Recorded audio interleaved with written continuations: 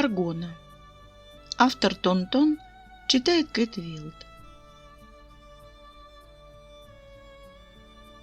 Тревожная лампочка в Чиминовой голове начинает нервно мигать, когда Тэхён говорит: «Это вот мой парень, познакомься». И, в принципе, Чимин ничего против не имеет. Парень у Тэхёна симпатичный, хоть и выглядит весьма сурово. Чимин в целом рад, что Тэхёнов краш закончился вот этим, а не депрессией и полуночным нытьем в трубку. Это здорово, правда. Но все знают, что происходит даже с самой крепкой дружбой, если в нее забирается кто-то третий, да с привилегиями. Чимин это чувствует. Как и с Тэхёном дружба проседает, прогибается и опасно хрустит посередине. «Вау!» — улыбается он осторожно. «Привет, парень Тэхёна». А у самого в голове галопом проносится предвидение ближайшего будущего. Редкие звонки, все темы об одном и том же, все встречи на троих и эпизодические «я останусь у тебя сегодня», без объяснений. Потому что и так понятно, поругались. Чимин такие расклады терпеть не может и медленно погружается в пучину отчаяния, пока Тэхён вкратце пересказывает, как они познакомились, и по пунктам расписывает неоспоримые преимущества своего парня перед другими парнями. Он и правда очень крутой. Вау, все-таки вау. Чимин выбирается из этой приятной компании при первой же возможности, оправдываясь необходимостью подышать. В баре и правда накурено ужасно, но не то, чтобы обычно ему это мешало. Сейчас мешает совсем не сигаретный дым, а чувство собственничества, острыми клыками вгрызающееся внутрь. Тэхён его, целиком и полностью. Они дружат с самого детства, и Чимин может перечислить все шрамы на его дурацком тощем туловище, потому что получали они их вместе, с Чимином, а не с каким-то там Чонгуком, непонятно откуда взявшимся. Чимин опирается о стену спиной, утыкается взглядом в огромный плакат на соседнем доме и с ужасом признает, что ему срочно нужна грудная терапия. Или метод чужой груди. Или еще как-нибудь. Тэхён придумывает своим безумным идеям сразу множество названий. Как бы то ни было, Чимину сейчас нужна чья-то грудь. Причем чужая. Причем мужская. С женской получается неловко. Причем срочно. И Чимин скорее удивится, чем когда-нибудь признается Тэхёну в том, что пользуется его новаторскими идеями. Они, конечно, действенные, но нет. Мутант на плакате тепло улыбается, и как гасит надпись под его грудью, ничем не отличается от Чимина. Ну, разве что кожа у него синяя и жабры на шее. Подумаешь, ага. Впрочем, при всем своем недоверии к ним от мутантской груди Чимин сейчас бы тоже не отказался. Очень надо, очень. Чужая мужская грудь проходит мимо, как по приказу свыше. Чимин сначала упирается в нее взглядом, а потом головой. Хватает чужие руки, чтобы не ударили. Всякое бывало. Рога чешутся. С усмешкой предполагают сверху. И Чимин расслабляется. Бить точно не будут. Вместо облегчения нутро сдавливает обидой. Чимин жмется макушкой к чужой груди плотнее, надеясь, что это просто контакт слабый. «Постой, пожалуйста, так минутку», — просит хрипло. «Мне от тебя абсолютно ничего не нужно. Просто минутку постой». Незнакомец вяло разводит руками, мол, как скажешь, и расслабляется тоже. Запускает руку в карман, вынудив Чимина рожать пальцы, щелкает зажигалкой. Чимин чувствует, как он вдыхает дым, как наполняются и пустеют легкие. Напряжение и обида отпускают медленно, неохотно. «Ты что, энергию из меня выкачиваешь?» Равнодушно интересуется обладатель чужой мужской груди. Чимин фыркает и отодвигается. Все равно уже легче. А когда отодвигается, чувствует потребность снова вернуться в прежнее положение. Ну или сбегать подышать. Потому что, вау, ну правда. При ближайшем рассмотрении чужая мужская грудь оказывается запакована в слепяще белую футболку. И плечи в черную кожаную куртку, а ноги в узкие штаны. Непристойно худые красивые ноги в непристойно узкие штаны. Их Чимин, конечно, успел разглядеть еще раньше. Но ракурс был совершенно другой. «А я могу идти?» — прерывает осмотр все тот же голос. Чимин замирающим сердцем отслеживает, откуда идет звук. И да, черт, да, очень красивый. Он царапается взглядом о серьги в ушах, фиксирует черные с пепельным оттенком волосы и натыкается вместо чужих глаз на солнечные очки, ночью вызывающие просто массу подозрений. Чимин отступает в сторону и неуверенно уточняет. «Ты из этих...» Обладатель сногсшибательной фигуры и очень полезной груди прослеживает его взгляд на плакат и обратно, а потом широко, пугающе улыбается. Чимин почти готов признать, что Тэхёнов метод впервые не помог, а усугубил. Но очки сползают с чужого носа, а под ними обнаруживаются просто глаза. Обычные, сверлящие в нем дырку темные глаза. Не то чтобы Чимин-то что-то имел против мутантов. Их на самом деле слишком мало, чтобы он вообще мог с ними хоть раз столкнуться. Но воспитанное войной отношение не так-то просто смять и слепить заново во что-то другое. Чимин их, допустим, разумно опасается. «Не любишь этих?» Все-таки, глядя глаза в глаза, не так удобно разговаривать. И Чимин жалеет, что вынудил незнакомца снять очки. И что встретился с ним. И все это Тэхён со своими способами успокоиться и снять стресс. Все Тэхён со своим стрессом. Подкатившая злость помогает справиться со смущением. Чимин гордо вздергивает подбородок и смотрит в ответ с вызовом. Ну и что? Что, если не любит? Его можно за это осудить? У него на войне дедушки погибли, ему можно. А мутантов вообще больше 80% перебили. Не кстати раздается в голове сердитый Тэхёнов голос. И не они эту войну начали. Чимин тушуется, отводит глаза, пожимает плечами. Ну, правильно, хмыкает собеседник. Было бы за что их любить. Он надевает обратно очки, машет рукой и продолжает прерванное движение в сторону клуба. А Чимин запоздало соображает, что не поблагодарил за участие. «Спасибо!» — орет он вслед. Получает еще один легкий взмах руки и, наверное, показавшееся «обращайся».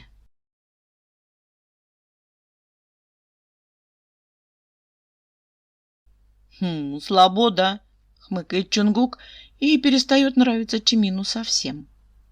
Больше всего он не любит всякие разводы на слабо, потому что ведется каждый раз как маленький. И Тэхён об этом прекрасно знает, но молчит и улыбается. Конечно, это же его парень обижает Чимина, а не какой-то посторонний чел. Парню можно, ага. Не слабо, фыркает Чимин.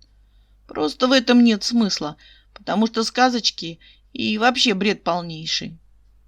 Сказочки ведь. Не могут быть правдой многочисленные и будто скопированные одна с другой истории про Горгону. Бла-бла-бла, живет на заброшенном заводе, бла-бла-бла, превращает в камень взглядом. Это уже даже не легенды, а ужастики для дураков. Ну какой мутант будет так пялиться? Да и повяжут его быстро за статуи. Агрессивных очень быстро вяжут, несмотря на мирный договор. Мир миром, а произвол творить запрещено. Тогда тем более, пожимает плечами совсем не нравящийся Чимину Чонгук. Если это байки, то за ночь с тобой абсолютно ничего не случится.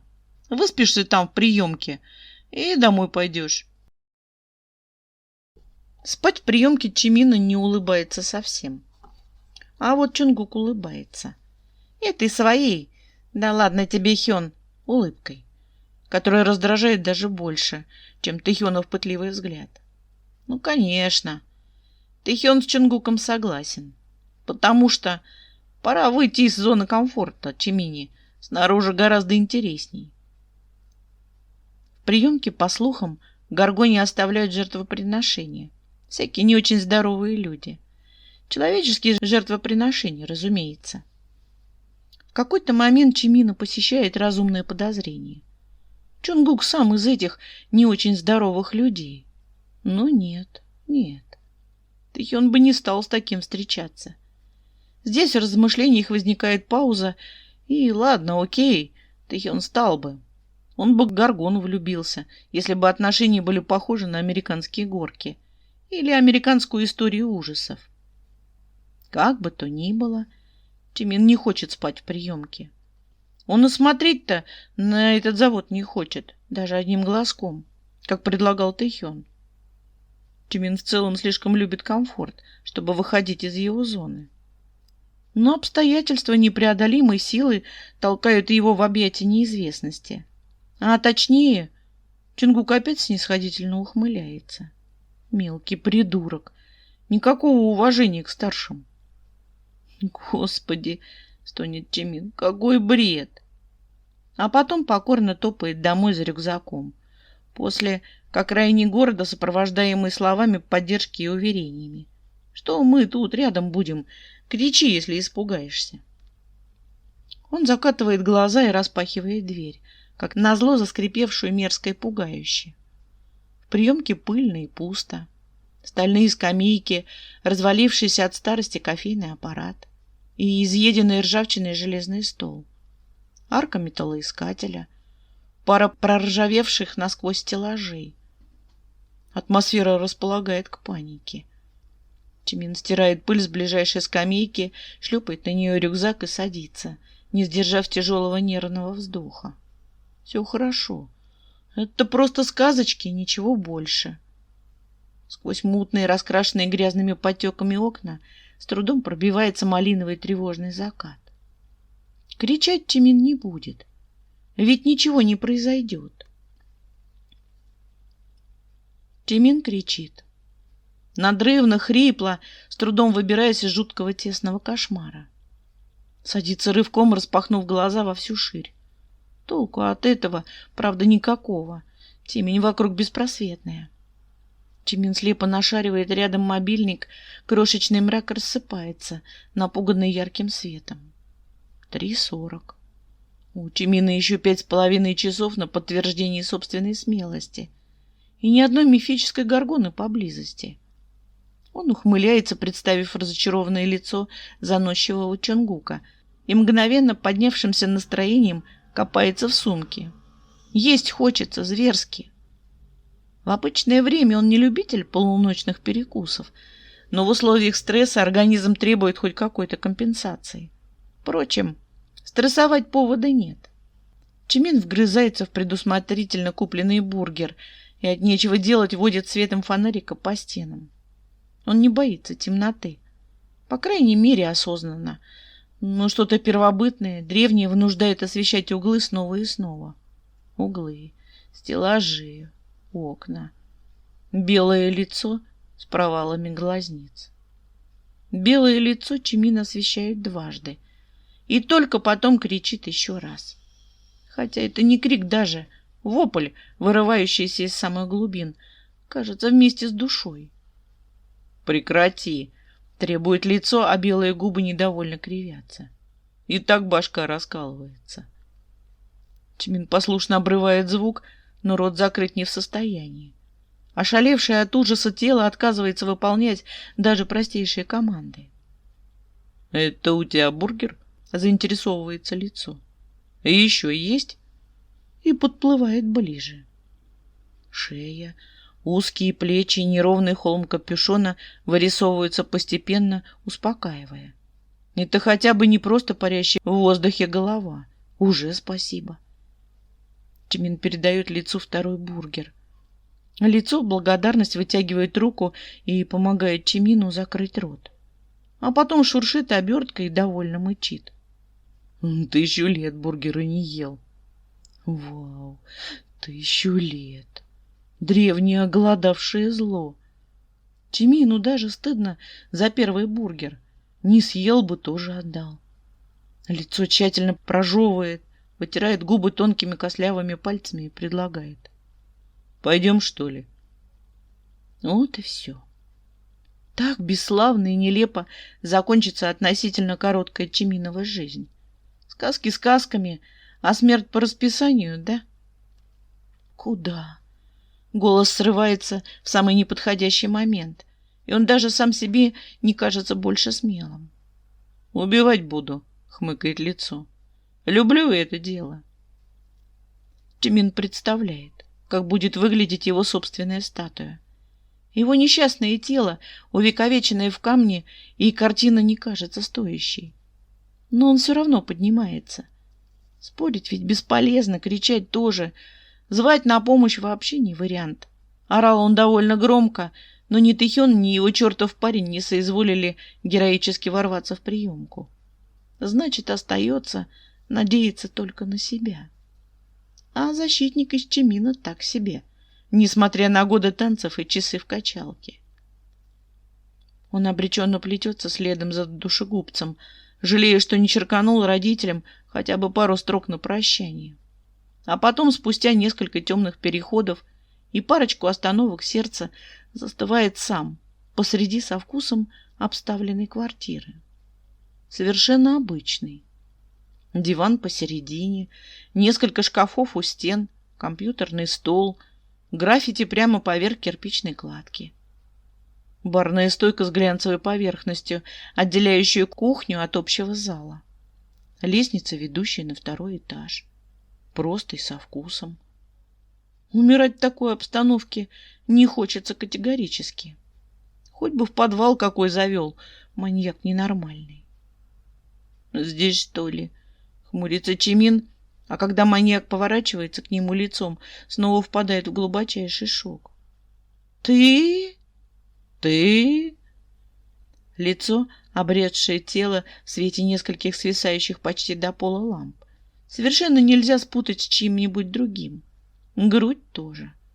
Та самая, очень удобная, чужая мужская грудь. «Ты что, и есть Горгона?» — не понимает Чимин. И охреневает окончательно, когда в ответ хмыкают. «Нет, я на нее работаю». Чимин никогда не причислял себя к везунчикам. Но в этот раз явно случился его звездный час. Потому что Юнги, он же чужая мужская грудь, на самом деле не собирается его убивать. Просто это у него чувство юмора такое. Чимин делает этот вывод спустя 20 минут неловкого разговора и еще 3 неловкого молчания. Пока Юнги достает из холодильника пиво.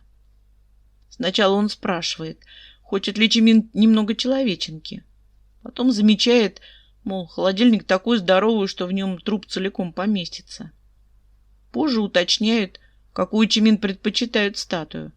Бюстом, как у политических лидеров, или без рук, по мотивам греческих богинь. Чимин пугается, краснеет, бледнеет, но в итоге перестает. Если его и убьют, то только после того, как Юнги перечислит все припасенные страшилки. Явно же готовился, грех обламывать. Какая она! Решается Чимин, когда Юнги расслабляется, перестает ворчать и вообще, кажется, почти засыпает, обняв бутылку. Тишина тяжелая и уютная. Чимину тоже страшно хочется спать. Но мысли о том, что в любой момент легендарная Горгона может почтить их своим присутствием, не позволяет сомкнуть глаз. Чимин трет горящие огнем глаза, таращится на самое интересное в помещении, на Юнги. Самое интересное сонно щурится и уточняет. «Кто?» «Горгона», — напоминает Чимин. «Ты же на нее работаешь. Тебя она в камень не превратила. Значит, превращает не всех? Какие критерии? Она злая, она мутант. Где все, кого она окаменила? Почему полиция и еще ее не поймала?» У него столько вопросов, что рот не способен вместить все и выплевывает скопом. Юнги хмыкает и отвечает радомно. В подвале. Можно посмотреть? Чимин, ведомый чудовищным любопытством, наклоняется все ближе, разглядывая Юнги практически в упор, стараясь уловить хоть какой-то знак, какую-то эмоцию, приближенную к страху. И улавливает, когда их лица разделяет несколько жалких сантиметров. Страх. Взгляд Юнги стекленеет, медленно, как во сне. Поднимается рука и опускается на Чимина в затылок. Давит, заставляя наклониться еще ниже. И еще ниже.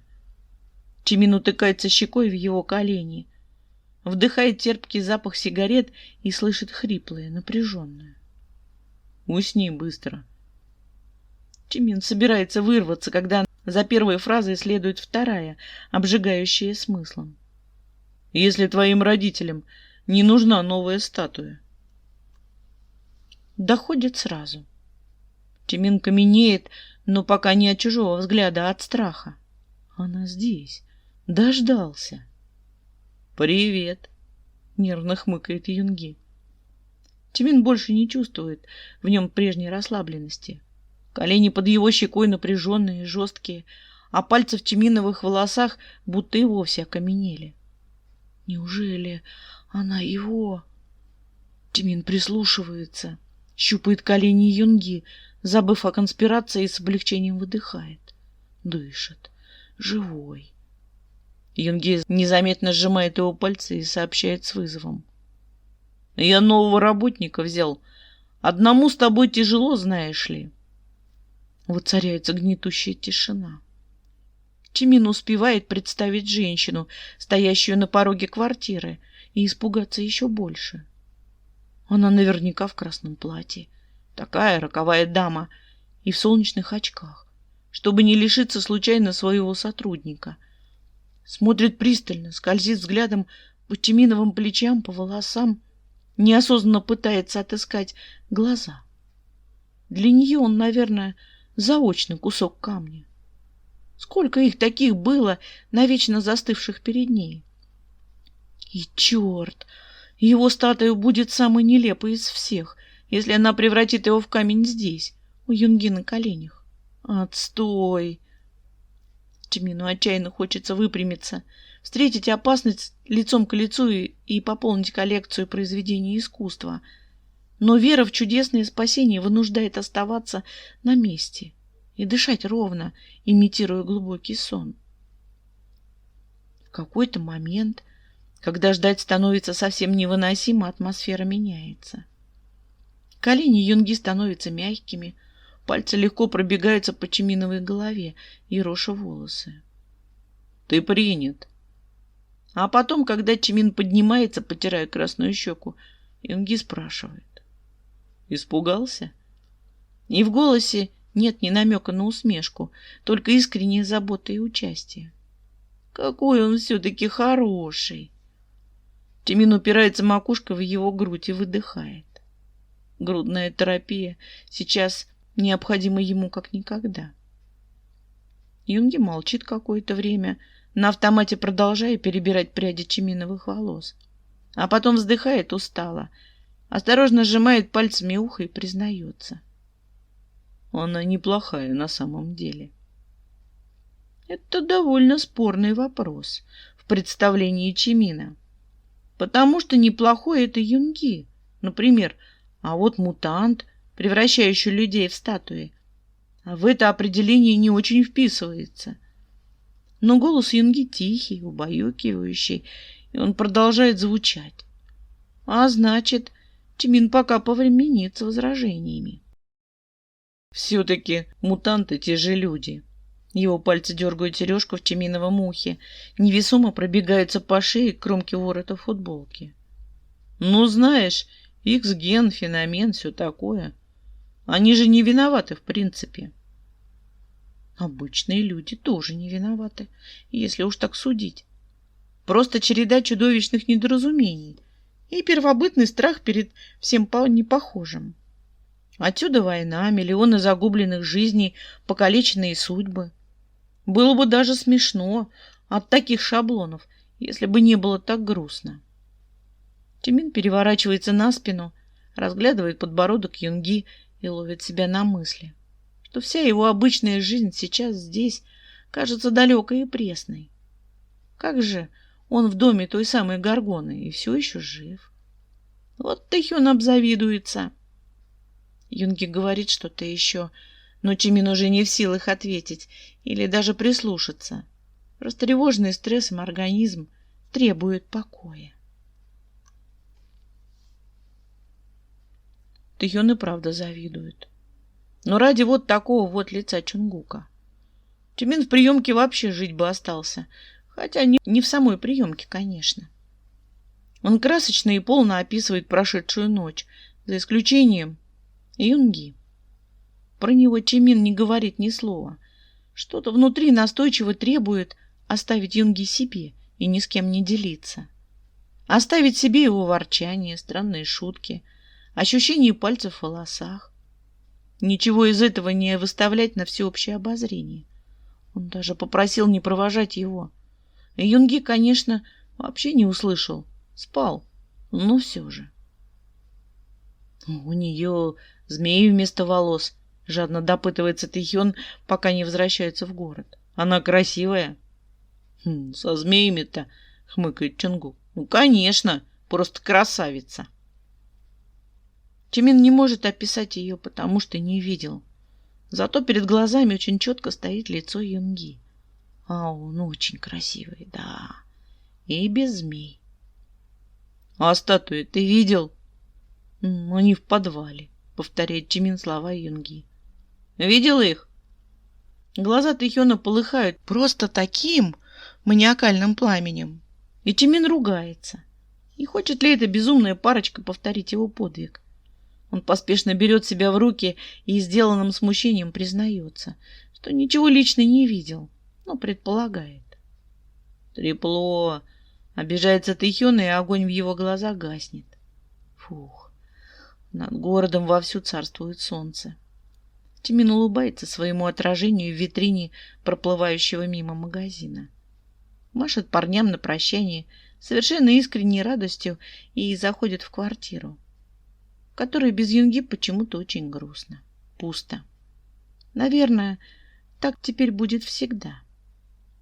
Чимин разгружает рюкзак, обнаруживает на самом дне 2 скомканные обертки от бургеров и долго залипает на них, не решаясь выбросить. Все-таки это ниточка, какая-никакая связь. Зачем ему связь и чем его так зацепил этот Юнги? Чимин не знает.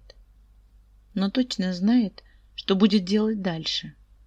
Его же вроде как приняли на работу. Только сначала душ и завтрак. Днем приемка выглядит заброшенной, но совсем не страшной.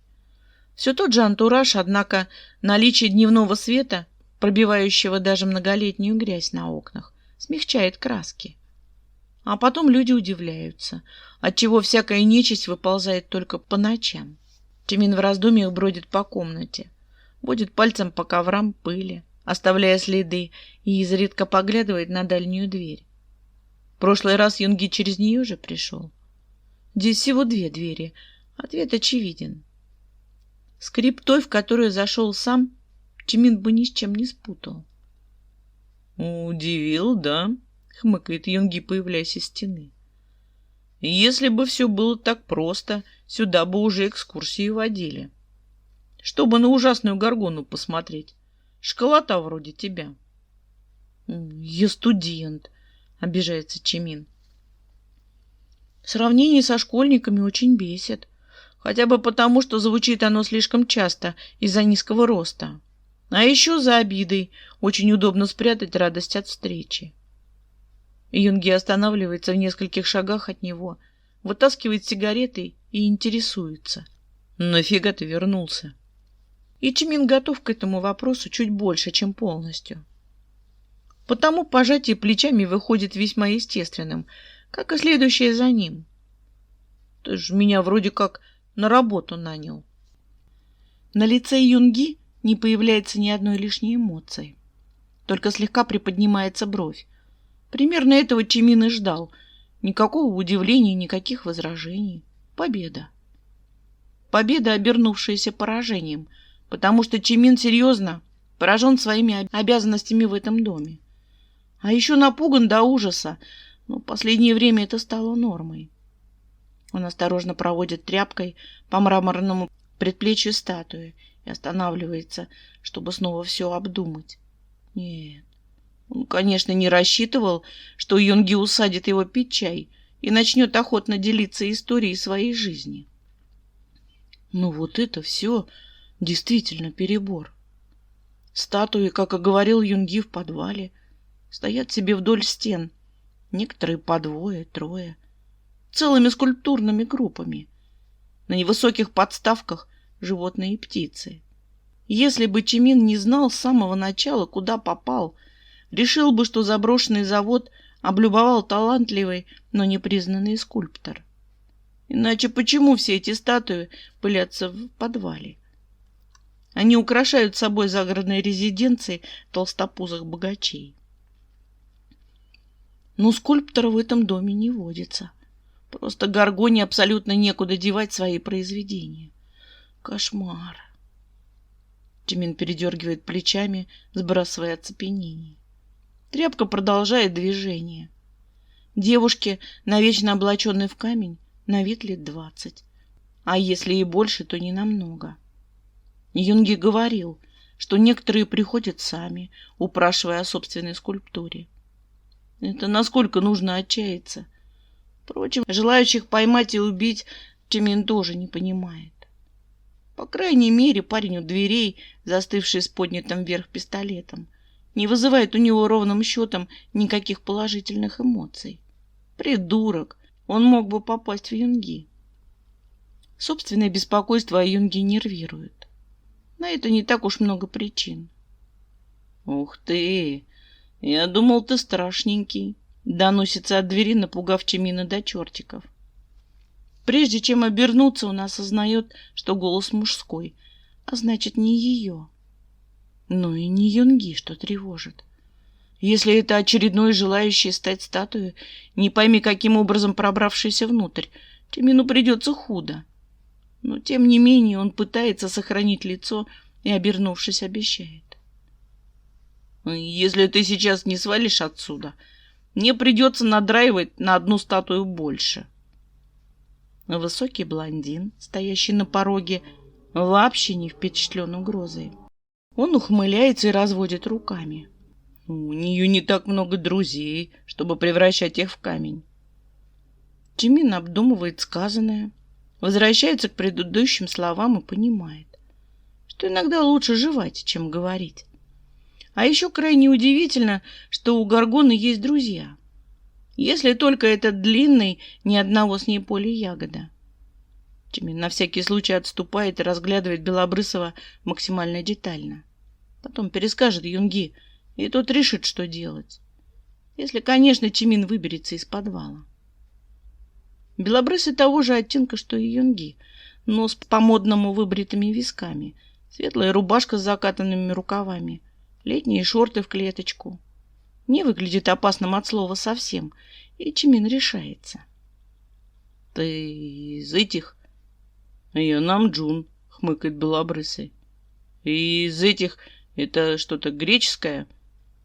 Чимин кривится, не оценив шутку, и Намджун сдается. Вздыхает тяжело, а потом смотрит пронзительно в самую душу. — Да, я из этих. У меня к твоему ужасу есть хвост и парочка сверхспособностей.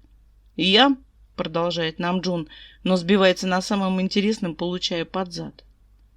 Слышь, мутант, рычит появляющийся на лестнице Юнги. Отстань от парня. Мутант лыбится во все 32 совершенно обычных зуба и протягивает Чимину руку. Давай заново. Ким Намджун, друг вот этой вот зануды. Намджун странный. Он рассказывает про свой хвост, про способность поджигать вещи, читать мысли, управлять водой. Но за весь вечер только ломает кран и разбивает тарелку. Юнги наблюдает за ним с ленивым неудовольствием. Гоняет Чимина с мелкими распоряжениями, а ближе к ночи предлагает обоим остаться на ночь, чтобы не тащиться домой через весь город. Чимин отписывается маме и в целом чувствует себя так, словно оказался в лагере для странных подростков, а не в услужении у ужасной Горгоны. К слову, Горгона не появляется ни разу. Намджун говорит, что она не очень любит людей, что характер у нее сложный, и ржет. А Юнги только хмурится и молчит. Когда Юнги засыпает прямо на диване, где они сидели, уронив голову на грудь, Намджун хитро щурится и манит Чимина пальцем. «Пойдем, покажу кое-что». Идти с ним стремновато. Но они с Юнги вроде как друзья, и опасаться нечего. Намджун ведет по темным пыльным коридорам завода. То и дело под ногами хрустят рассыпавшиеся от старости кирпичи. И идеи кажутся все тупее и тупее. Пока они не приходят. Чимин замирает на пороге огромного зала и, не веря своим глазам, уточняет. «Это что, бассейн?» В водной глади отражается набитое звездами небо. «Клево, да?» — подмигивает Намджун и торопливо стягивает рубашку, бросая ее на пол. А Юнги не очень любит купаться, а я так просто тащусь от этого. Нам, амфибиям, любая вода в удовольствие. Он жадно наблюдает за Чиминовой реакцией. Задрогнувшим в отвращении лицом и прыгает в воду, не дождавшись приговора. «Ты говорил, что у тебя хвост!» — орет Чимин вдогонку. И тут же получает лаконичное. Рыбий и россыпь темных капель на футболку. Класс. Хвоста Чимин, к слову, так и не видит. Но плавает Намджун неплохо. Абсолютно детская зависть не позволяет Чимину долго наблюдать, а толкает к бортику и стаскивает с него одежду. Вода потрясающе теплая. Нагревается за день, сообщает, будто прочитав мысли, Намджун и наворачивает вокруг него круги. Чимин с удовольствием проплывает несколько раз от бортика до бортика и после зависает рядом с Намджуном, решившись на вопросы. Зачем она превращает людей в камень, если она неплохая? Намджун смотрит на него долго и пристально. Свет луны отражается в воде, накладывает на его лицо жуткие тени. «Ну, с чего ты взял, что она неплохая?» Для поиска ответа Чимину несколько минут. Он все-таки находит. «У нее есть Юнги и ты. Вы неплохие. Хорошие тянется к хорошему». Намджун прыскает, не сдержавшись, треплет его по мокрым волосам и кивает. «Я обязательно передам». Он плывет к берегу, явно приврав, что замерз, но вылезает из воды. Отвечает таки на изначальный вопрос. «Это защита. Она так защищается. Не только хорошая, знаешь ли, тянется к хорошему». Все эти статуи... Чимин чувствует себя неловко, стоя по грудь в воде, а особенно неловко под Намджуновым тяжелым взглядом. Но взгляд легчает, а Намджун все-таки улыбается. «Устал драить?» Чимин фыркает в ответ, ныряет, а когда выныривает, Намджуна уже нет. Не иначе пошел рассказывать Горгоне о ее хороших качествах. Без него тут страшновато. Но вода такая теплая, что Чимин решает отложить панику и попытки найти выход на потом. Он делает еще пару заходов туда-обратно, а потом просто лежит на воде, глядя в небо. Лежит долго, потому что небо затягивает, гипнотизирует. И кажется, что земля вот-вот перевернется, а Чимин рухнет в это небо с головой, наделав тучу брызг. Такую же тучу, которую наделывает Намджун, возвращаясь. И это не Намджун, потому что он стоит на бортике и ржет. Чимин удивленно пялится на Юнги, прекратившего грести и замершего в метре от него, на его сквозь намокшую рубашку и висящие сосульками волосы. Внезапный приступ аквафилии выглядит, мягко говоря, странно. «Ты чего?» — зачем-то шепчет Чимин. А Юнги разворачивается и гребет к берегу. Молча. Молча выбирается на сушу, красиво подтянувшись на руках. молча надвигается на Намджуна, а говорит только тогда, когда тот срывается с места и несется вдоль бассейна. «Так, блядь!» — говорит, «иди сюда!» А голос его звучит почти рычанием. Теперь Чимин чувствует себя еще страннее. А страшнее становится, когда Юнги, не дождавшись Намджуна, поворачивается к нему и до ужаса ровным голосом отпечатывает: «Вылезай и иди спать. Этот проводит». И этот, отбежав на приличное расстояние, снова начинает смеяться и не перестает, пока Чимин не вылезает из воды и не встает рядом с Юнги. Может, и тогда не перестает, но Чимин не слышит. В висках грохочет тяжелое громкое сердце, гоняя кровь. Кажется, не по всему телу, а от ушей к щекам, потому что Юнги смотрит. Лениво, как в музее, оглядывает его всего, задерживаясь, вероятно, на особо приглянувшихся местах. Чудовищно долго изучает тазовые косточки, плечи, застревает взглядом на кадыке, когда Чимин нервно сглатывает. И открывает рот снова, но звучит уже не так уверенно. «Если простудишься, вини этого придурка». И уходит. Чимин непонимающе смотрит ему вслед. Думает, но никакой ясности так и нет. Что это было вообще? Он поворачивается за помощью к Намджуну и получает сполна. «Ты так красиво лежал, я сказала ему, что ты тонешь. Не думал, что он сиганет, не разобравшись». До комнаты, которую выделили Чимину, они идут молча. Каждый думает о своем. Чимин о том, что надо бы не забывать дышать. Чимин продолжал бы стесняться и много думать, если бы не сессия. Она наваливается огромной вязкой глыбой, подгребает под себя его и Тэхёна. Даже Чонгук пропадает на какое-то время, оставляя Тэхёна печально улыбаться редким смс-кам. Чимин же звонит Юнги и сообщает, что с работы пока завязал. Звучит это двусмысленно. Юнги хмыкает в трубку и интересуется, делая длинные паузы. «Ты же понимаешь, что так дела не делаются. Тебя в подвале новый дружочек ждет, кстати». Чимину было бы стыдно или страшно, если бы не проект, которым он занимался 2 дня и 2 ночи. Этот проект поменял все отношение к жизни, и Чимин почти готов взять у Юнги самое лучшее, то есть ходить и язвить направо и налево. «Хён!» Он зевает прямо в трубку и растягивается по столу, не выдержав нагрузки. «Я не спал 2 дня, а вечером к родителям еще и гости приедут. Можно я надраю твоего дружка как-нибудь в другой раз?» А потом происходит странное. Юнги смеется. То есть странно не то, что он смеется. Чимин уже понял, что ляпнул по вытянувшемуся лицу соседа справа. Странно то, как у Чимина ёкает сердце. Смеется Юнги при нем впервые. При нем и для него. Этот звук наполняет всю голову, эхом мечется в груди, застревает в горле восхищенным вздохом. «Можешь надраить моего дружка в любое удобное время, Тимини», — хрипло предлагает Юнги и сбрасывает вызов.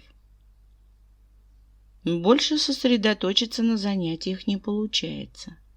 Тимин сидит оставшийся час самоподготовки, тупо уставившись в книгу.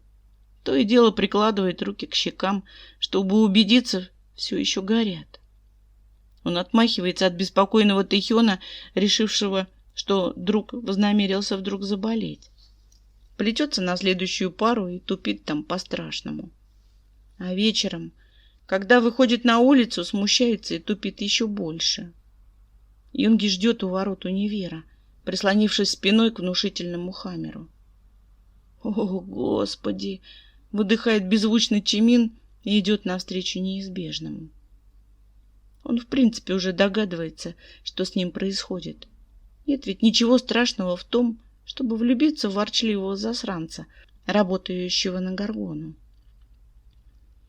Юнги замечает его, коротко взмахивает рукой, отодвигаясь от машины.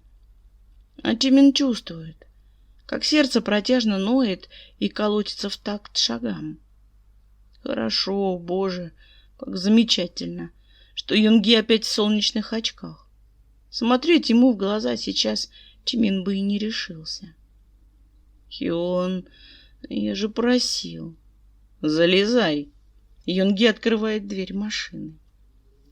И вместо того, чтобы начать возмущаться или объяснять, Чимин забирается на предложенное переднее сиденье и закидывает рюкзак назад. И едут молча. Пару раз Юнги пытается включить радио, но ни одна из волн его не устраивает. А Чимин тайком разглядывает его профиль. И в машине Юнги все-таки снял очки. Поэтому, когда он оборачивается, остановившись на светофоре, Чимин едва не получает сердечный приступ. Тахикардии так точно обзаводится. Прежде чем заговорить, Юнги будто бы оглядывает его на предмет повреждений.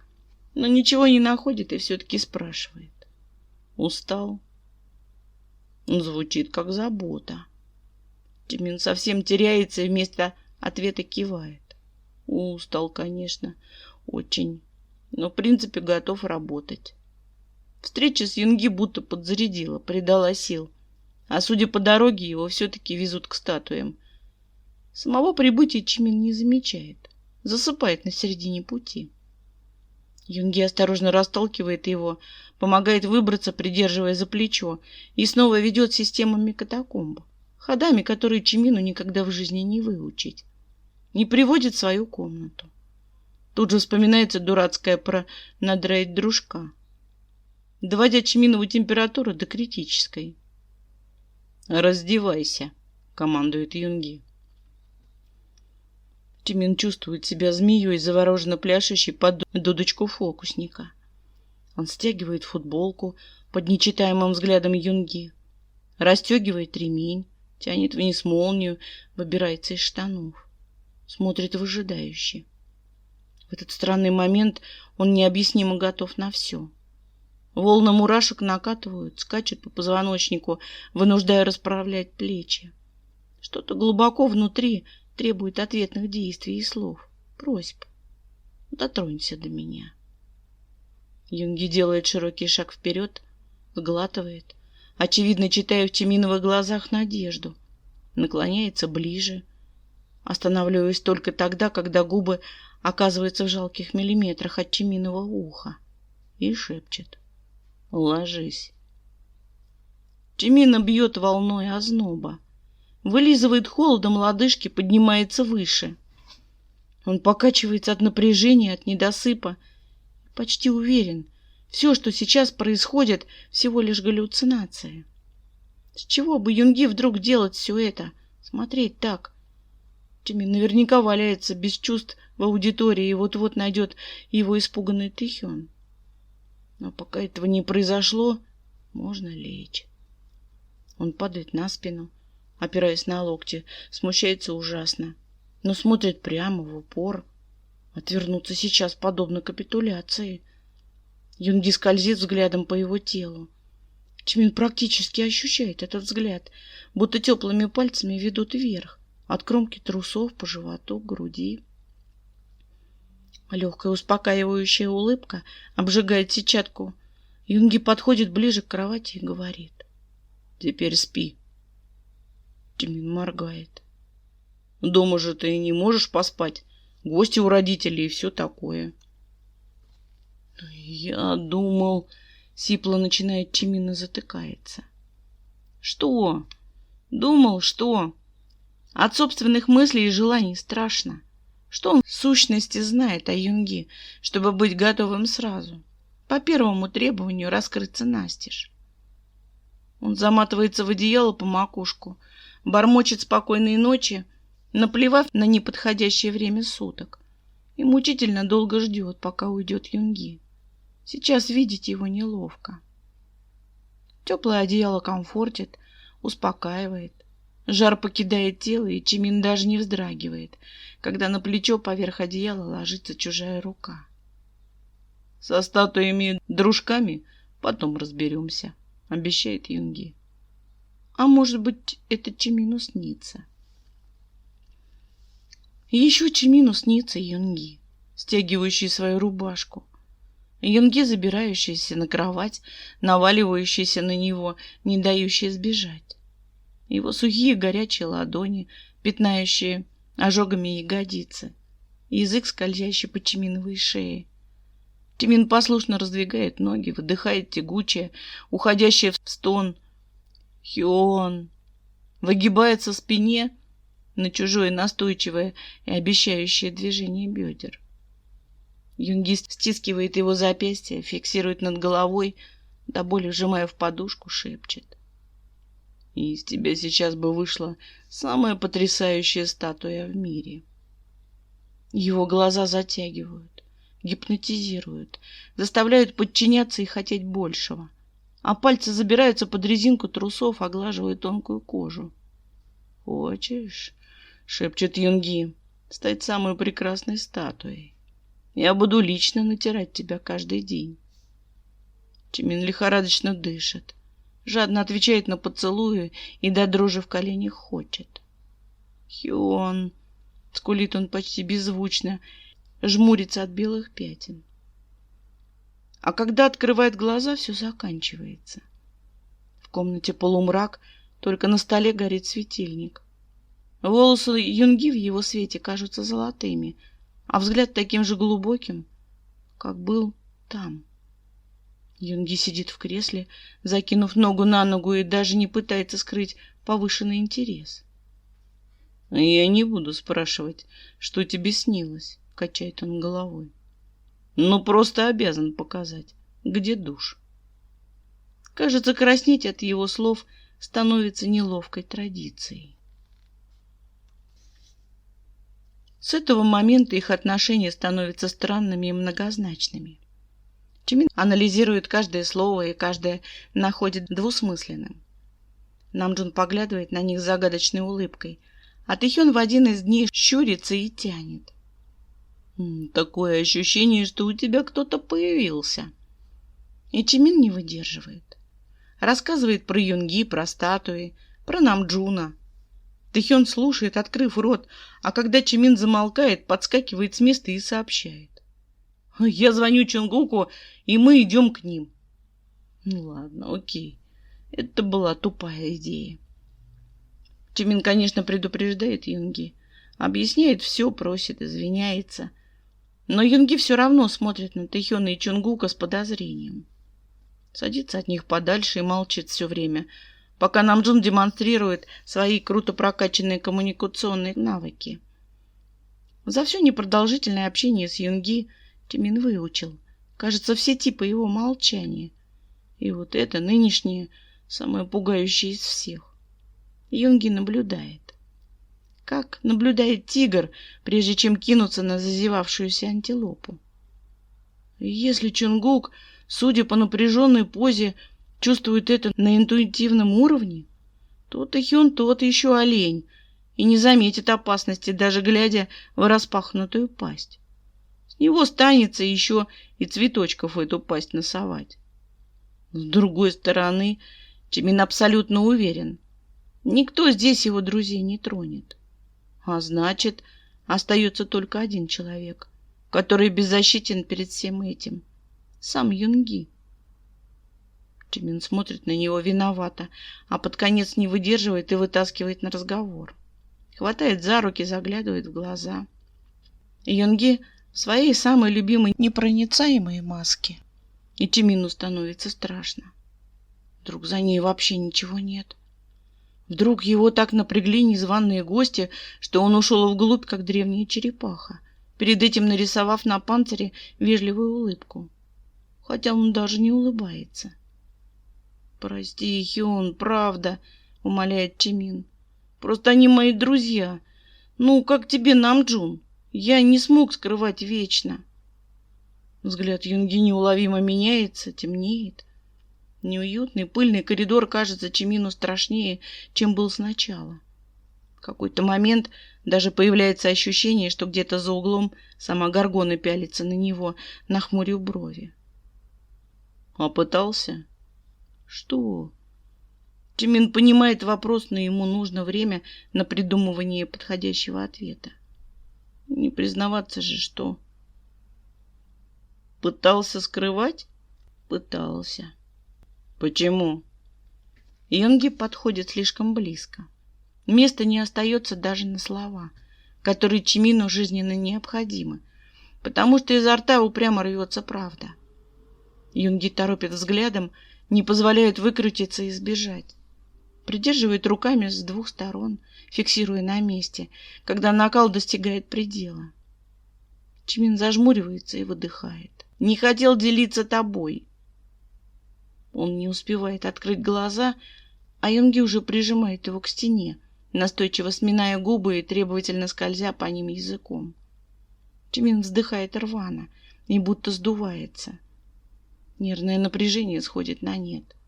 Это лучше просто окей, ты прощен. Чимин торопливо закидывает на плечи Юнги руки, сжимает осторожно волосы на его затылке, жмется ближе, целует торопливо, куда попадет, пока не оттолкнули, не отпустили. Но Юнги все-таки отпускает. Дышит тяжело, облизывает губы, бормочет. «Окей, ты прощен». И возвращается обратно. Чимин спешит за ним, хоть и есть страшное желание свалиться на пол и лежать. Но так он точно дорогу не найдет, не будет до скончания века блуждать здесь одиноким счастливым призраком. Кажется, Намджун понимает все. Стоит только двери открыться. Они еще не успевают войти в комнату, как многозначительный смешок прерывает разговор. Тэхён смотрит на Чимина непонимающе, на Юнги также, а потом до него очевидно доходит. Такой мерзкой ухмылки Чимин не видел у него ни разу. «Так вон оно что!» Тянет он противно и шлепает Чонгука по колену. «Пойдем, нам пора». Чимин слышит, как выдыхает Юнги, и даже не пытается их остановить. Провожает до приемки, благо этот путь хотя бы запомнил. Машет на прощание рукой и отчаянно краснеет, когда Чонгук неожиданно приближается и советует. «Поосторожнее с ними.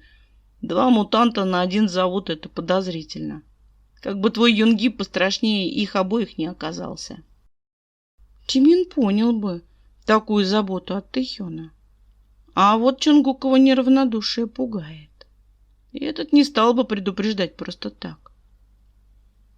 Чимин возвращается в задумчивости, а у дверей в квартиру чувствует необъяснимое желание притормозить.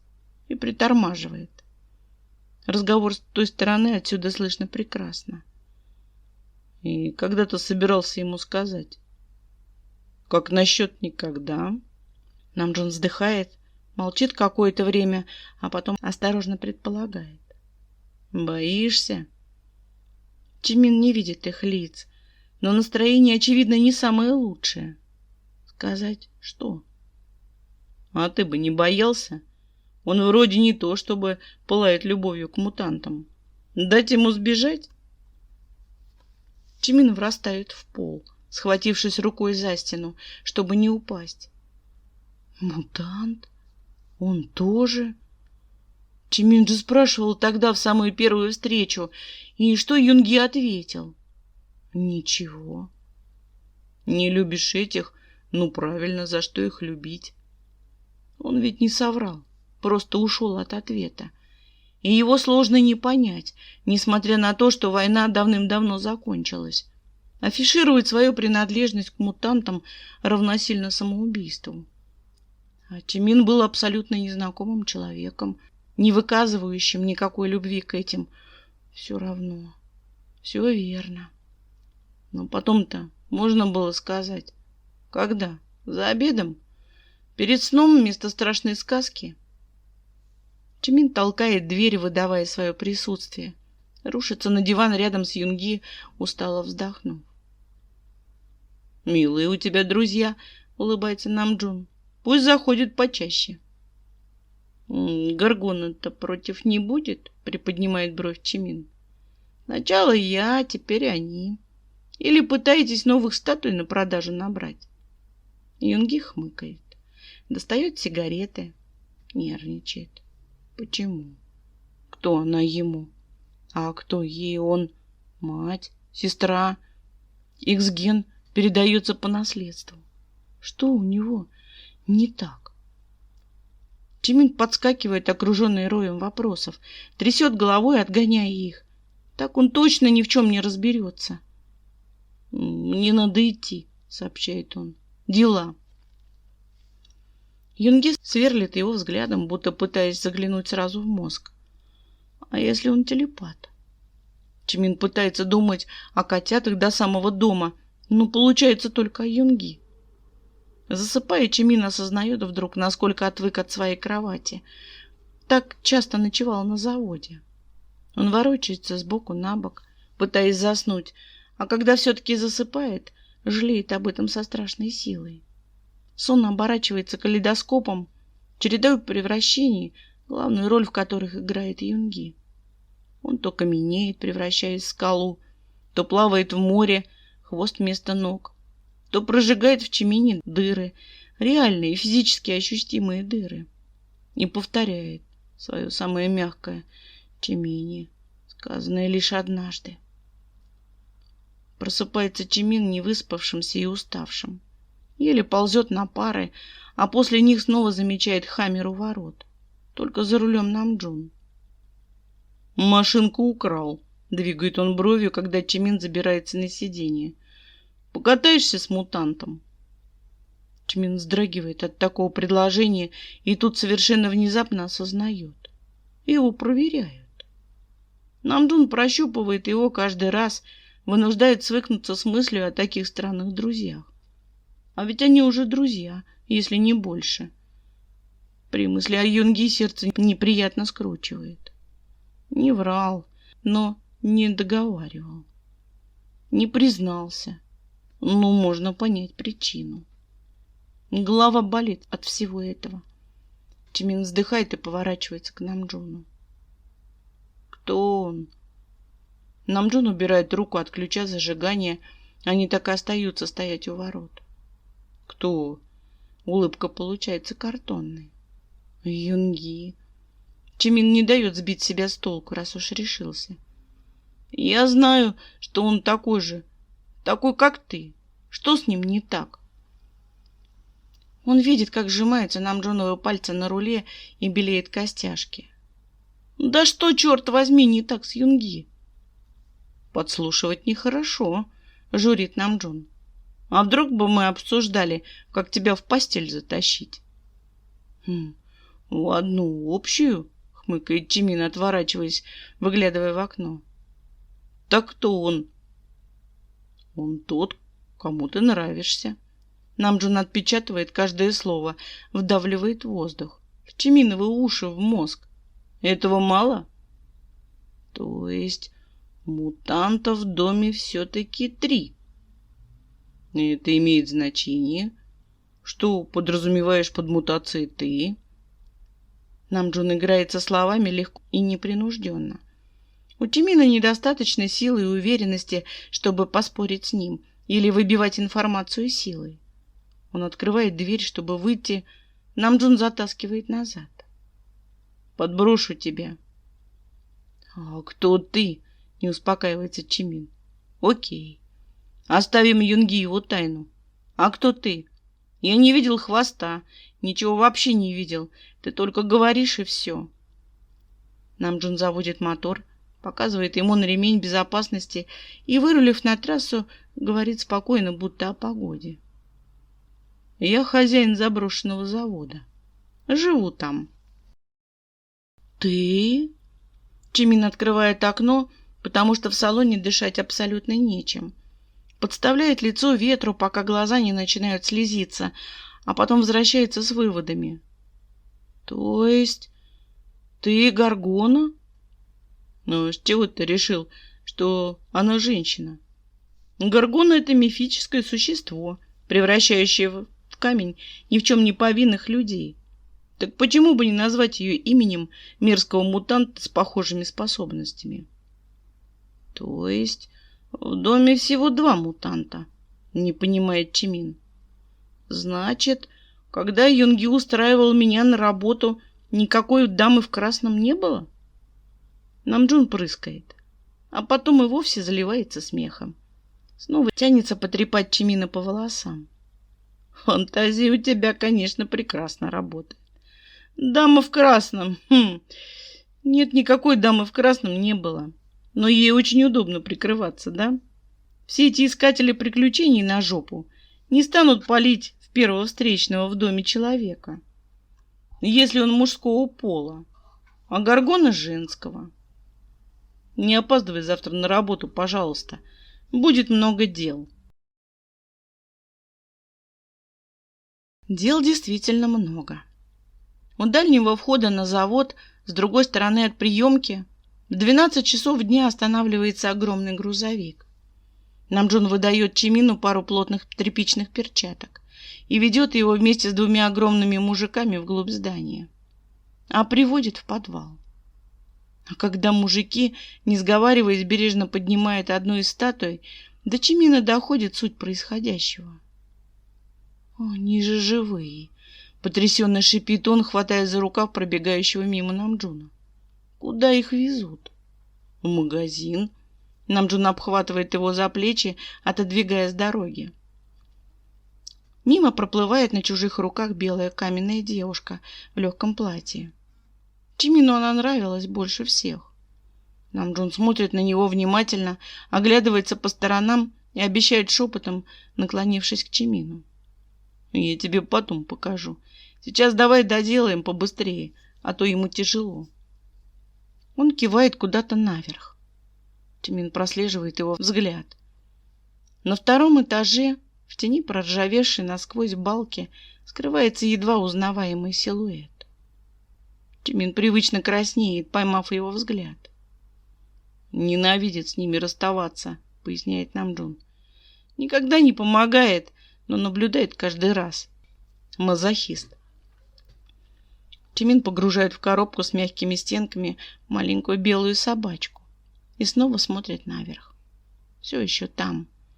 Уходит только, когда машина ревет мотором и плавно сдвигается с места, через минуту исчезая за поворотом. «Пойдем», — тянет Чимина за руку Намджун. «Он сейчас как раз пить пойдет. Не заметит нашей отлучки». Если бы Чимин создавал компьютерные игры, он бы сделал «Иди за Намджуном», где по пугающим локациям и запутанным коридорам игроку нужно идти, держа за руку долговязого, внушающего доверие персонажа. Чимин, например, уже очень к этому привык, а потому расслабляется, теряет бдительность и едва не орет, когда в одной из комнат встречается нос к носу с огромным бородатым мужиком, голым и белым.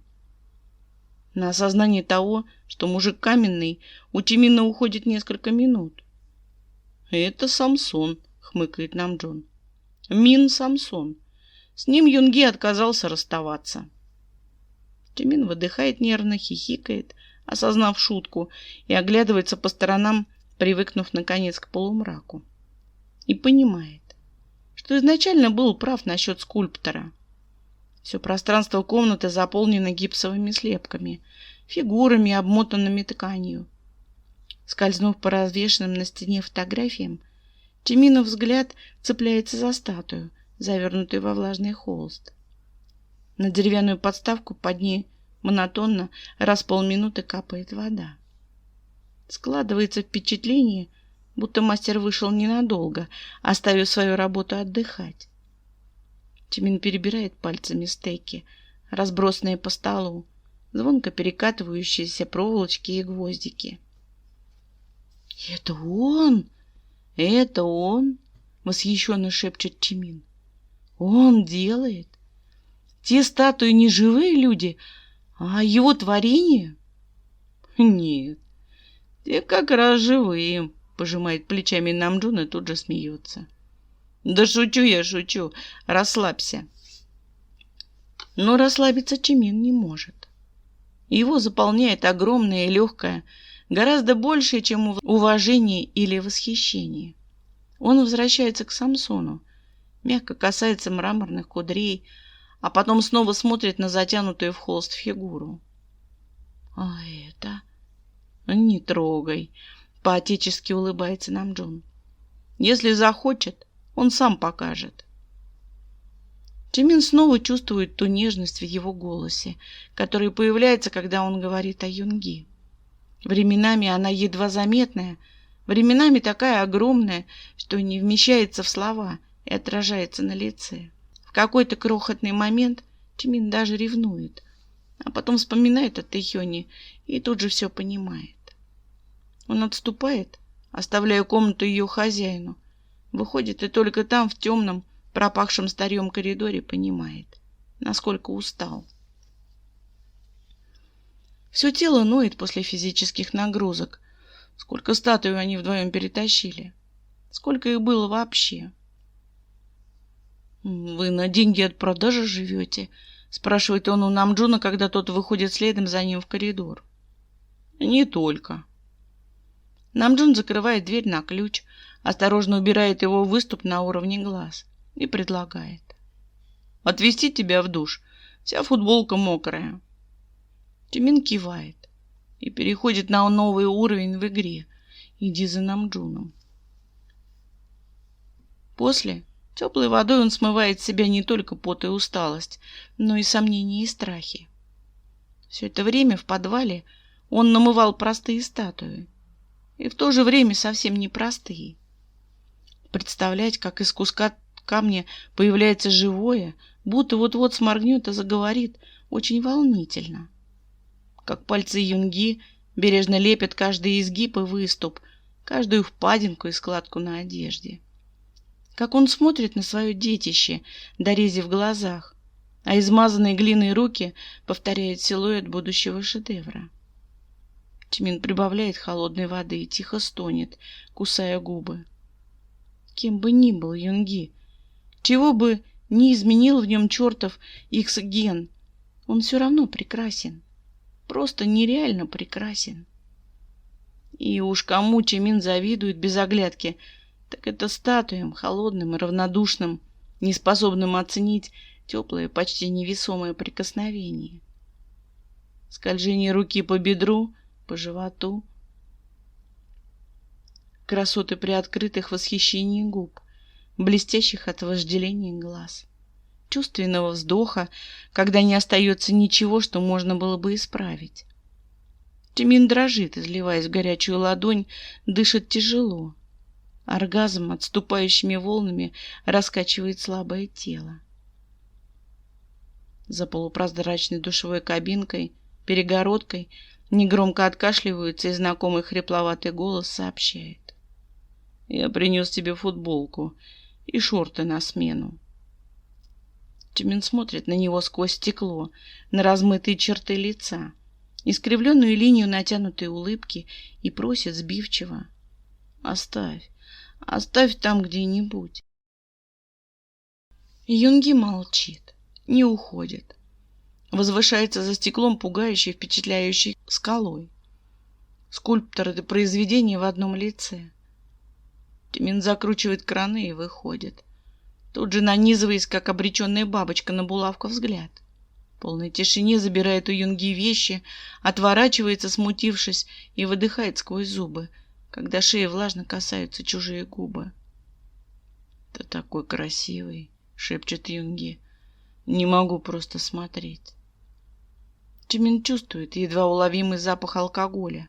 Тут же, вспоминая Намджунова, пить пойдет, и понимает, что Юнги только что простился с целой толпой своих детищ, бессонных ночей, коротких перерывов. «Тебе плохо, да?» — гладит Чимин руки, опустившиеся на его бедра. Юнги выдыхает ему в шею. «Было». И целует снова.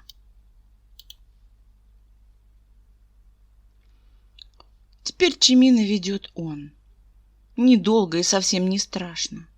Крепко сжимает Чиминову руку, торопится, а когда они оказываются в комнате, забывает включить свет. Только лампа горит, как и прежде, мягкими всполохами блуждая по коже. По Чиминовой, смуглой и влажной, по коже Юнги, открывающейся сантиметр за сантиметром. «Не боишься?» Юнги тянет Чимину на кровать, целуя аккуратно на пробу. Все-таки дом полный мутантов. Я попозже испугаюсь, обещает Чимин. Сейчас некогда. Сейчас ему ужасно хочется почувствовать себя статуей, грубой каменной глыбой, тающей под пальцами мастера, обретающей форму, истончающуюся до полупрозрачности. Юнги не смеет отказать. Он лепит его плечи, каждую мышцу ощупав и проработав, мнет грудь, бока, придавая форму, выцарапывает лопатки на спине, продавливает каждый выступ позвонков, выгибает пальцы, делая их легкими и тонкими. Целует венку на запястье, поймав ритм сердца. По ямочкам над ягодицами на миг проходятся ногти, оставляя след. И только когда все учтено до мелочей, вторгается внутрь, придавая фигуре изгиб. Чимин ломается. Стонет в подушку, тает в его руках, просит перестать и никогда не останавливаться. А от первого же толчка кричит в голос, не в силах удержать это все в расходящейся на лоскуты груди. Юнги целует его плечи, гладит живот, мимолетной лаской накрывает соски и тут же опускает руку ниже. Туда, где тугое и влажное, готовое вот-вот разорваться от напряжения. Он двигает запястьем в такт, не позволяя расслабиться и выдохнуть, толкает внутрь, придерживая Чимина под грудью. А Чимину кажется, что все его еще ведут куда-то, по темному коридору к свету. «Давай», — просит Юнги и слабо прикусывает кожу на Чиминовом плече. «Давай, мой хороший, не сдерживайся». Как будто Чимин способен сдержаться. Он стонет протяжно и звонко, двигаясь навстречу и ловит тот самый момент, чтобы вместе, чтобы разделить яркую вспышку на двоих. Прогибается сильнее, кончается в чужих руках и начинается снова. Юнги опадает на него влажным холстом, запечатывает в объятия, дышит жарко на ухо, шепчет обеспокоенно: «Ты в порядке?» А Чимин в таком порядке не был никогда раньше. Что тут ответить? Он разворачивается с трудом, стараясь не разрушить хрупкое кольцо объятий, и жмется лбом к тяжело вздымающейся груди Юнги. Грудная терапия. Круг замкнулся. Утро будет его шорохом одеяла. Колючими лучами трогает лицо. Голосом Юнги настаивает: «Спи, еще рано». Щекочет нос запахом кофе.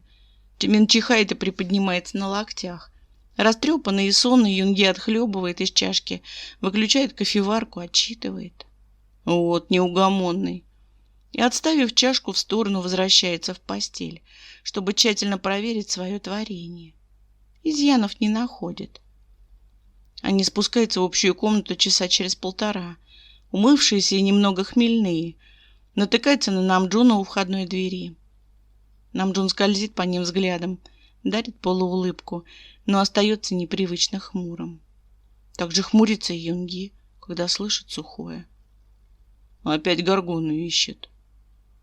Он непроизвольно тянет Чимина к себе, будто под защиту, растирает лоб и просит: «Отвези его домой». Намджун коротко кивает. Игра продолжается. Чимин идет за ним по инерции несколько минут, а потом останавливается. С ним ничего не случится? О, не волнуйся, преувеличенно бодро отзывается Намджун. Юнги может за себя постоять. Но Чимин помнит статую с пистолетом, рассказы о войне и знает о коварстве людей. «Ну, ты же Горгона», — настаивает он. «Вернись, преврати их в камень, или как там это работает». Намджун смотрит на него нечитаемым взглядом и молчит. «В доме же 2 мутанта», — начинает злиться Чимин. «Вдвоем же проще». Намджун просит: «Пойдем». И до Чимина доходит. Намджун же тоже не ответил прямо. Хозяин заброшенного завода. Чего ты взял, что она женщина? Масса уловок и ни одного прямого ответа. «Один мутант, да?» — севшим голосом спрашивает Чимин. «Который может за себя постоять». «Ну, ты же Горгона», — настаивает он. «Вернись, преврати их в камень, или как там это работает». Намджун смотрит на него нечитаемым взглядом и молчит. «Пойдем». И до Чимина доходит. Намджун же тоже не ответил прямо. Хозяин заброшенного завода. Чего ты взял, что она женщина? Масса уловок и ни одного прямого ответа. «Один мутант, да?» — севшим голосом спрашивает Чимин, который может за себя постоять. Вы задолбали. Он разворачивается на носках и несется обратно. Коридоров множество, масса ответвлений, но Чимин на все 100% уверен, что движется правильно. И почти угадывает. Подбегая к очередной двери, он слышит гнусавое: «Где она? Кто ты такой?» А после жуткое: «Только попробуй двинуться, пуля быстрее любого мутанта». Чимин, не выдержав, толкает дверь. Круглое маленькое дуло смотрит ему прямо в лоб. «И еще один!» — рявкает другой голос. Когда-то, давно, в другой жизни, когда Чимин был обычным студентом с обычными друзьями, он даже представить не мог, что в какой-то момент заглянет в пистолетное дуло. И что будет переживать в этот момент за мутанта больше, чем за себя. Юнги врезается в него взглядом, а в его глазах нет абсолютно ничего человеческого. Огромная молочная бездна вместо радужки и зрачка. Чимин смотрит на него, потом на парня с пистолетом, на бородатого мужика, отдаленно похожего на Мин Самсона, и снова на Юнги. Вся композиция неподвижна. Чимин пытается отодвинуться от пистолета, но не может. Юнги подходит к нему, наклоняется к его уху и выдает густое, дрожащее в воздухе: «Если ты сбежишь потом, я догоню. Не буду ныть о том, что не выдержу. Не буду плакать по ночам. Я просто не дам тебе уйти. Сбежать — это будет твой выбор, а следовать за тобой — мой». Чимин чувствует жар, идущий от него не столько от тела, сколько изнутри, от сердца. И все, что он хочет сказать, что следовать не за кем, потому что он не собирается убегать. Но он не может пошевелиться. Тело чужое, тело клетка, надежное и крепкое, а ключ у Юнги, который отодвигается от него и, хищно оскалившись, поворачивается к незваным гостям. «Я что, просил об этом? Мечтал всю жизнь бегать от охотников? Какого хрена вы толпами преследуете меня и не даете жить спокойно? Я к вам не лезу, не трогаю вас. Ни одной головы побежденного врага не висит у меня над камином. Но сегодня я готов сделать исключение. Для вас, двух долбоебов, рискнувших посягнуть на мое». Он коротко щелкает по пистолету, застывшему в чужой руке. Рычит низко и гулко, снова становясь похожим на тигра. Огромного бенгальского тигра, готового убивать. Нарушает его планы Намджун. «Успокойся», — требует, появляясь прямо перед Юнги. «Никто не пострадал. Я вызвал полицию, и минут через 10 будут». Он оборачивается, машет у Чимина перед лицом и тяжело, недовольно вздыхает. «Его-то зачем? Медуза-то шузанутая». «Чтобы не сбежал», — хмыкает Юнги. И, заценив Намджунова потемневшее лицо, закатывает глаза. Да под руку попался. Этот на него пушку направил. Я и это... Намджун переводит взгляд с одного взломщика на другого. Уважительно присвистывает и заканчивает за него. По площади шарахнул. Последние тренировки не получалось. «Испугался», — коротко бросает Юнги. Он подходит к Чимину, обнимает его аккуратно и просит: «Вдохни». Чимин не может, но вдыхает. И дышит, дышит изо всех сил, обмякнув у Юнги в руках. Тело все еще кажется чужим, но слушается. Это чертовски приятно. Он поднимается на негнущиеся ноги, поворачивается к Юнги, смотрит растерянно. «Отходняк», — поясняет Намджун. «Надо бы полежать». И вздрагивает, когда Чимин изо всех сил толкает Юнги в грудь, а потом отворачивается. Потому что смотреть, как двое твоих друзей целуются, наверное, не очень приятно.